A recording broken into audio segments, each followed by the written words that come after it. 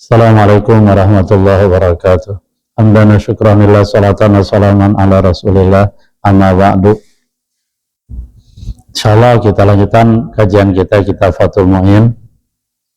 Alhamdulillah kemarin kita sudah bicara tentang kriteria dalam mencari pasangan hidup, yaitu istri, di mana Rasulullah SAW memberikan arahan kepada kita melalui sabdanya, tungkaul mar'a li arba'in limaliha wa jamaliha wa lihasabiha wa lidiniha fazfar bizatid din taribat yadak. Kemudian dalam kitab Qurratul Ain juga Al-Imam Zainuddin Al-Malibari mengatakan, wa dayinatun wa nasibatun wa jamilatun wa ba'idatun wa bikrun wa waludun aula. Wanita yang dayinah, taat dalam beragama, wa nasibah, keturunan baik-baik, wa jamilah, cantik, cakep, wa ba'idah, dan kerabat jauh, wa bikrun, dan perawan, wa waludun, dan wanita yang subur, yang keturunan banyak anak, aula, itu lebih utama, ya dari kebalikannya. Kemarin alhamdulillah kita sudah bicara tentang dayinah, yaitu kriteria yang pertama dayinah. Sekarang yang kedua, Bismillahirrahmanirrahim. Qala al-mu'allif rahimahullah ta'ala wa adama nafa'a bi wa bi ulumi fid dharaini amin. Wa nasibatun ay ma'rufatul asli wa tayyibatuhu linisbatiha ilal ulama was-sulaha aula min ghairiha. Wa nasibatun, dan wanita yang berketurunan baik-baik, artinya keturunan yang mulia. Ay tegasnya ma'rufatul asli, wanita tadi telah dikenal al-asli, ya pangkal orang tuanya ke atas, wa thayyibatuhu, dan baiknya, baik asal, artinya lihat orang tuanya ke atas, bapaknya, ibunya, kakeknya, neneknya. Linisbatiha ilal ulama wassolaha, karena disandarkannya wanita tadi kepada para ulama dan orang-orang soleh. Artinya orang tuanya, nenek moyangnya, kakek, nenek, dan seterusnya adalah para ulama dan orang-orang soleh. Nah itu aula, lebih utama, lebih bagus, min ghairiha, daripada selainnya. Artinya daripada selain nasibah, daripada selain wanita yang keturunannya tidak baik-baik. Dikhabarin, karena ada hadis, takhayyaru linutafikum wala tadawha fi ghairil akiffa. Takhayyaru, pilihlah oleh kalian, linutafikum, untuk meletakkan air manimu. Artinya pilihlah istri dari keturunan yang baik-baik gitu. Jangan asal pilih, ya. Wala tadawha, jangan asal ambil gitu ya. Wala tadawha, dan janganlah kamu meletakkan air spermamu fi ghairil akifa, pada selain al-akifa, wanita-wanita yang sekufu. Maksudnya adalah wanita yang yang baik-baik gitu. Sehingga Islam menganjurkan ketika ingin mencari calon istri, carilah calon istri yang keturunan baik-baik, yaitu melihat ke atasnya orang tuanya, ibunya, kakek, nenek, dan seterusnya adalah orang-orang soleh, orang-orang alim, ahli ibadah, dan orang-orang yang baik-baiklah gitu ya. Wa tukrahu bintu zina wal fasiqi, dan dimakruhkan bintu zina, wanita yang merupakan anak zina, wal fasiqi, dan anak dari orang tua yang fasik. Ini bukan diskredit, bukan memojokkan, bukan membatasi diri, tetapi ada alasan tertentu kenapa makruh menikahi wanita dan dia merupakan hasil anak zina gitu. Di sini dikatakan dalam kitab I'anah,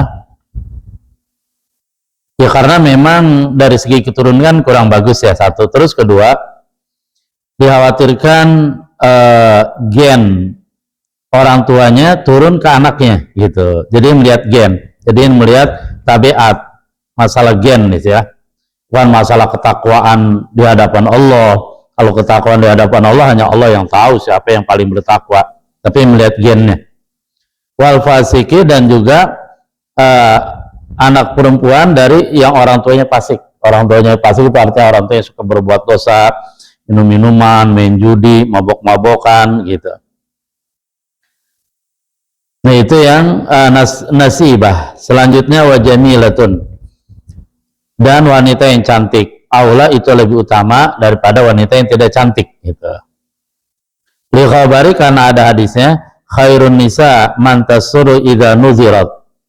Sebaik-baik wanita, man tasuru, adalah wanita yang kamu tasurru, yang kamu tusarru, yang kamu bergembira, idza nazarta, apabila kamu melihatnya gitu.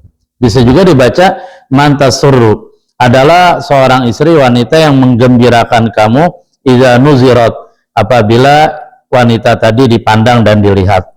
Ya terus terang secara secara manusiawi lah. Akan beda ketika kita memandang katakanlah istri kita cantik dengan istri kita yang tidak cantik, itu beda.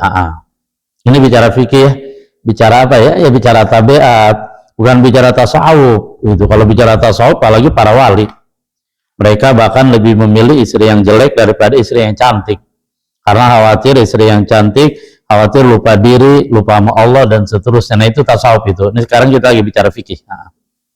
Jadi masing-masing ada aksesnya memang. Kita lanjut.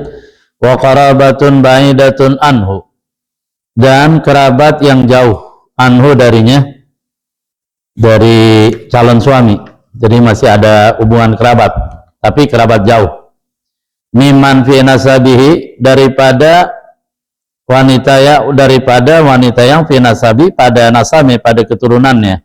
Aula, itu lebih utama, min qarabatin qaribatin, daripada wanita yang masih kerabat dekat. Jadi kalau harus memilih perempuan yang masih ada hubungan kerabat dekat dengan kerabat jauh, itu lebih bagus kerabat jauh gitu.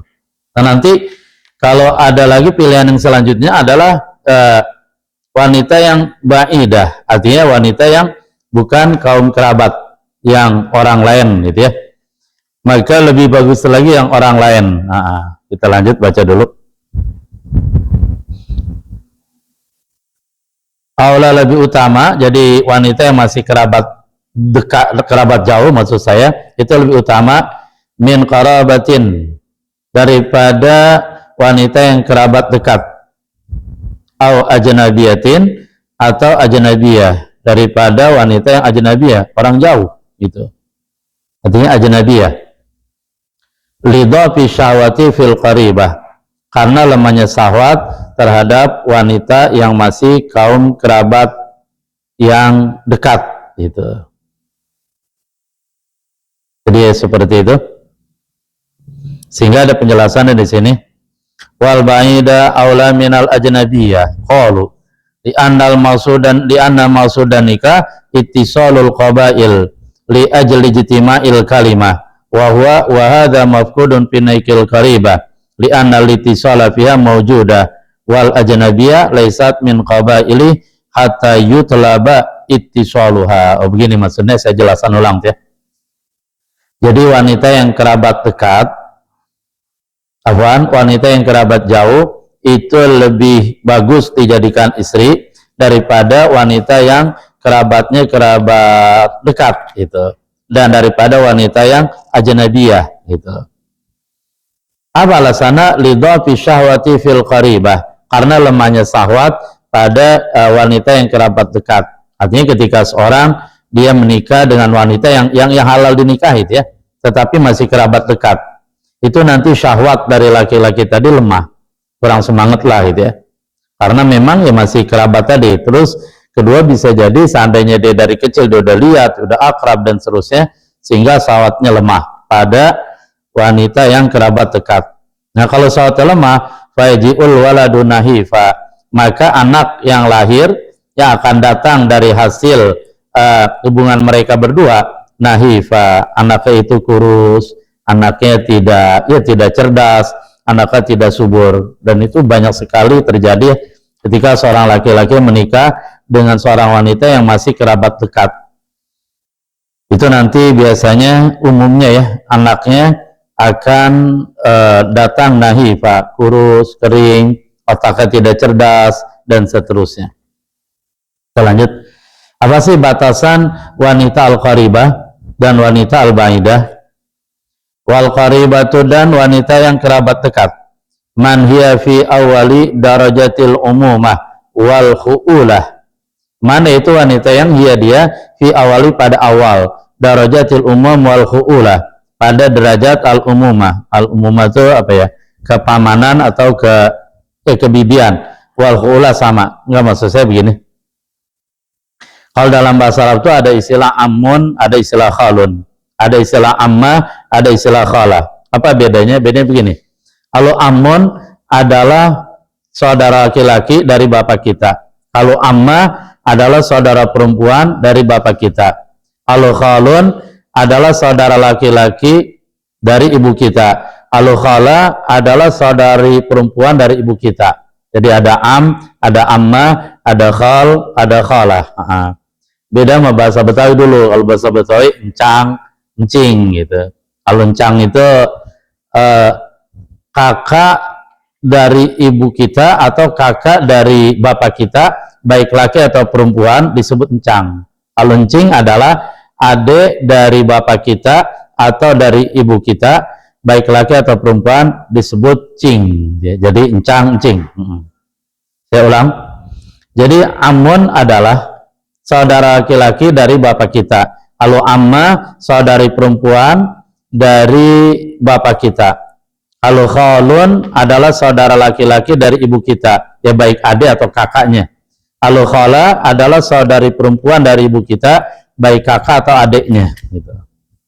Nah, yang dimaksudkan kerabat dekat adalah di sini, yaitu pertama bintul am, anak perempuan dari paman kita. Paman maksudnya saudara laki-laki dari ayah kita, baik kakaknya atau adiknya. Nah, kalau am punya anak perempuan, maka bintul am dinilai qarabah qaribah, kerabat yang dekat. Tapi boleh menikah. Kemudian bintul khal, anak perempuan dari saudara laki-laki dari ibu kita. Kemudian bintul ammah, anak perempuan dari ammah kita. Ammah itu saudari perempuan dari bapak kita. Kemudian juga bintul khalah. Bintul khalah, anak perempuan dari saudari perempuan dari ibu kita. Nah, itu boleh itu yang empat tadi itu. Bintul am, bintul khal, bintul ammah, bintul khalah boleh. Cuma masih kerabat dekat, sebaiknya jangan. Tadi udah dibilang ada alasannya. Lidhafi syahwati fil qaribah, karena lemahnya syahwat pada kerabat yang dekat gitu. Tapi boleh gitu ya. Kita lanjut. Wal ajnabiyatu aula minal qarabatil qaribah, dan wanita lain itu lebih bagus, artinya wanita yang tidak ada hubungan kekerabatan lebih bagus daripada qarabah yang dekat. Berarti gini urutan paling bagusnya, pertama menikah dengan wanita yang qarabah ba'idah, kerabat jauh. Kemudian sesudah itu pilihan selanjutnya adalah al-ajnabiyah, wanita yang orang lain yang tidak ada hubungan kekerabatan. Nah, sesudah itu baru wanita yang qarabah qaribah, kerabat dekat gitu. Kita ulang, kenapa tidak dianjurkan menikah dengan wanita yang kerabat dekat? Lidhafi syahwati fil qaribah, karena lemahnya syahwat pada wanita yang al-qaribah, yang masih kerabat dekat gitu. Kemudian kenapa al-ajnabiyah itu dia kedudukannya kedua. Pertama qarabah ba'idah, kemudian ajnabiyah, dan yang ketiga itu yang paling rendah qarabah qaribah. Kenapa ajnabiyah? Kok kedua bukan pertama? Nah, di sini alasannya li'anna maqsudan nikah, karena tujuan nikah ittisalul qabail, adalah agar bersambungnya qabilah, masih satu suku ya. Kalau orang lain kan, maksud saya wanita yang lain udah bukan satu suku. Bukan nggak boleh, boleh juga sama orang lain. Bahkan seringkali orang kita juga apalagi zaman sekarang lebih memilih al-ajnabiyah, wanita yang tidak ada hubungan kekerabatan gitu. Jadi kenapa al-ajnabiyah pada kelas 2, kelas pertama ba'idah, qarabah ba'idah, kaum kerabat yang dekat, yang kedua ajnabiyah, terus yang ketiga adalah qarabah qaribah, kerabat dekat. Alasannya di sini kaitan dengan ajnabiyah. Liana maksudan nikah, karena tujuan nikah ittisalul qabail, agar bersambungnya kabilah-kabilah, sukut ya, li ajli ijtima'il kalimah, agar terjadi persatuan ya. Artinya biar persatuan kabilah tadi lebih erat, lebih kuat lagi gitu. Kita lanjutkan, jadi lagi dan lagi bahwa boleh seseorang laki-laki menikah dengan ada kausin. Apa itu kausin? Saudara sepupunya, maksudnya anak perempuan dari encang kita, anak perempuan dari encing kita. Kalau dalam bahasa Arabnya bintul am, bintul khol, bintul ammah, dan bintul kholah. Wal ajnabiyatu aula minal qarabatil qaribah. Wanita yang jauh, yang tidak ada kerabatan, itu lebih utama daripada al qarabatil qaribah, wanita yang masih kerabat dekat gitu. Wala yushkilu ma dzukira bi tazawujin Nabi sallallahu alaihi wasallam Zainab ma ana bintu ammati li anna tazawwajaha bayananil jawaz. Wala yushkilu, dan tidak menjadi muskil, artinya jadi tidak menjadi problem, enggak. Ma dzukira, apa yang disebutin tadi. Yang disebutkan tadi adalah bahwa tidak dianjurkan menikah dengan wanita yang qaribah, kerabat dekat gitu. Tidak dianjurkan. Bahkan lebih utama menikah dengan wanita ajnabiyah gitu. Artinya yang dianjurkan banget adalah wanita yang kerabat jauh gitu. Nah, itu tidak menjadi muskil apa-apa yang disebutin tadi itu. Bitazawujin Nabi, dengan menikahnya Nabi sallallahu alaihi wasallam Zainab binti Jahash. Ma'ana bintu ammi, sementara Zainab bintu Jahash adalah putri dari ammatihi, bibinya Nabi, artinya saudara perempuan dari ayahnya Nabi gitu. Liana tazawwajaha bayananil jawaz, karena Rasulullah SAW menikahi Zainab binti Jahash dalam rangka bayananil jawaz, menjelaskan terhadap hukumnya boleh. Maksudnya begini, tadi di awal tidak dianjurkan menikah dengan wanita yang kerabat dekat. Lalu kemudian Rasulullah menikah dengan Zainab binti Jahash, sementara Zainab binti Jahash adalah saudara sepupu Rasul, the Kausin, ya, Papa Prophet Nabi Muhammad, di mana Zainab bin Jahash adalah bintu ammatih, anak perempuan dari ammah Rasulullah, kan keluarga dekat gitu. Akhirnya tadi dianjurkan jangan. Nah, di sini dijawab, Rasulullah menikahi Zainab dalam rangka bayananil jawaz, menjelaskan bahwa itu boleh.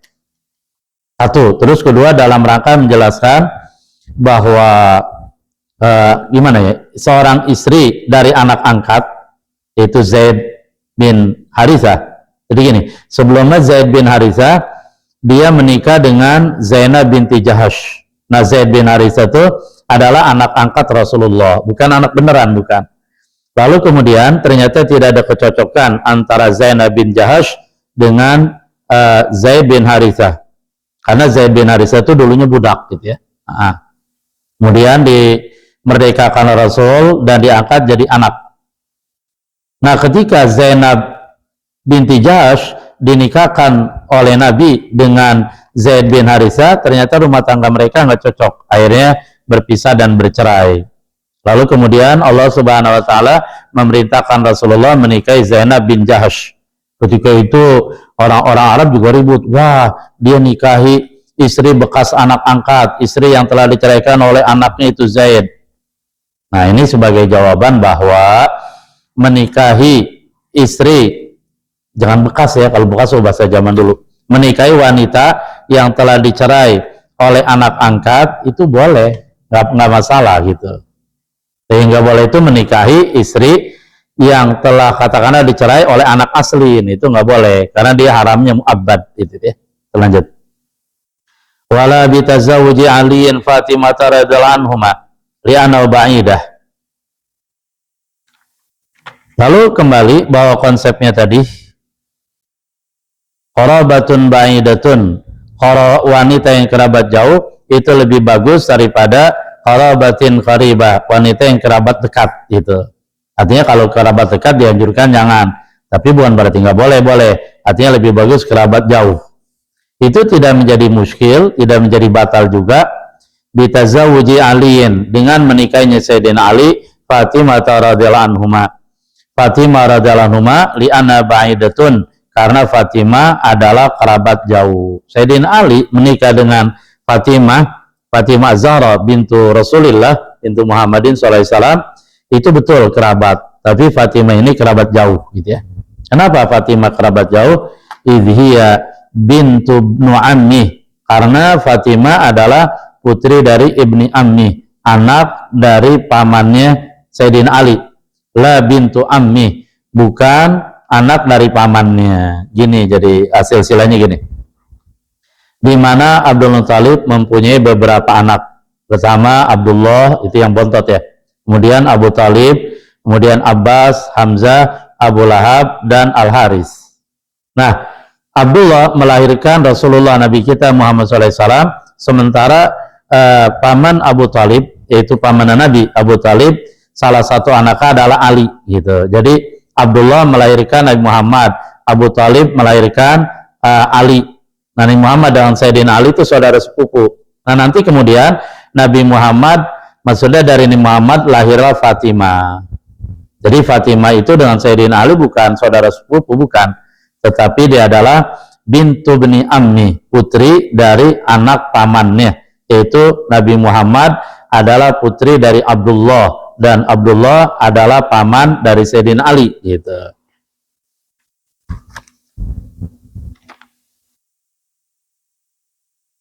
Wa bikrun, dan perawan, aula minas sayyib, itu lebih bagus daripada janda. Artinya menikah dengan perawan lebih bagus daripada janda. Tapi itu kadang ada juga orang yang bilang begini katanya. Itu ya. Walaupun lebih bagus daripada janda, Rasulullah pertama menikah dengan janda, udah itu dengan perawan. Sehingga beberapa orang yang menikah dengan perawan, kemudian dia pengen lagi menikah dengan janda. Nyata kodok katanya dia. Tapi kita nggak lagi bicara itu, nggak. Kita lagi bicara pokoknya wa bikrun, perawan aula lebih bagus minat sayyib, daripada janda. Kenapa? Lil amri bihi, karena ada perintah untuk menikahi bikir. Artinya sabda Nabi SAW diantaranya adalah Rasul bersabda, alaikum bil abkar, nikahilah oleh kalian wanita-wanita yang perawan, yang belum pernah menikah. Fa innahunna azabu afwahan, karena sesungguhnya mereka lebih tawar afwahan mulutnya, wa antaku arhaman, dan lebih terbuka rahimnya, wa arda bil yasir, dan lebih ridho kepada yang dekat, yang dikit itu tiha. Fil akhbari, saya pada kabar yang sahihah. Jadi lebih bagus perawan daripada janda. Nah, kecuali kalau ada ilat, misalkan ilatnya seorang laki-laki istrinya meninggal dunia, lalu kemudian dia punya anak yang masih kecil, dan itu anak ini butuh pengasuh, sehingga kalau dia menikah dengan perawan kan belum terlatih untuk mengasuh anak kecil, maka dalam hal ini karena ada ilatnya nggak apa-apa dia menikahi wanita yang janda, dengan tujuan adalah nanti minta tolong biar janda ini yang sudah menjadi istrinya itu merawat anak-anak yang masih kecil. Itu ada ilatnya, nggak masalah. Illa li uzrin, kecuali uzur. Nah, ini ilat yang lain. Ilat yang lain anjurannya tetap perawan, jangan janda. Nah, kecuali kalau ada ilatnya. Ilatnya tadi pertama kita udah sebutin. Sekarang ilat yang kedua, qadha fi alati anil iktidab, seperti lemah alatnya anil iktidab, daripada iktidab. Iktidab itu apa ya? Menghilangkan keperawanan. Ya, artinya afwan alat kelaminnya lemah, sehingga kalau menikah dengan perawan dia nggak bisa, ya tidak mampu lah gitu ya. Nah, kalau seperti itu nggak apa-apa dengan janda. Ini bicara perawan dan janda dan seterusnya, pikiran jangan jauh-jauh ya. Kita lagi bicara hukum ini, bukan bicara apa imajinasi atau hayalan. Lanjut. Wa waludun, dan wanita yang subur menghasilkan banyak anak. Artinya kita bisa lihat dari saudara-saudaranya, dari bibinya, dari kakak, adiknya. Kalau mereka umumnya subur tuh, maka insya Allah wanita ini subur gitu. Wa wadudun, dan wanita yang sayang sama suami, sayang sama anak. Aula, itu lebih utama, lil amri bihima, karena adanya perintah bihima dengan keduanya, dengan walud dan wadud. Wa yu'rafu dzalika fil bikri bi aqaribiha, dan dipahami hal itu, gitu ya, dipahami hal itu semua, fil bikri pada perawan, dipahami itu, apa dia subur atau dia penyayang atau tidak, bi aqaribiha pada kaum kerabatnya tadi. Kita lihat bibinya, oh bibinya ternyata anaknya banyak, maka insya Allah perawan ini nih anaknya banyak. Oh bibinya sangat sayang sama suami, sama anak, sama keluarga, berarti insya Allah dia sayang. Soalnya kan ada juga wanita yang ya kurang sayang dan seterusnya. Wal aula aidon, dan yang lebih utama juga. Sampai di situ dulu, insya Allah alhamdulillah selesai sudah pembicaraan kita tentang kriteria yang kedua yaitu nasibah, yang ketiga jamilah, yang keempat baidah, lalu yang kelima walud, dan seterusnya. Pada akhirnya yang benar dari Allah Subhanahu wa taala, yang salah dari kebodohan saya sendiri. Mohon maaf atas segala kekurangan. Subhanallah bihamdi, subhanakallah bihamdika, asyhadu an la ilaha illallah, alhamdulillahirabbil alamin. Assalamualaikum warahmatullahi wabarakatuh.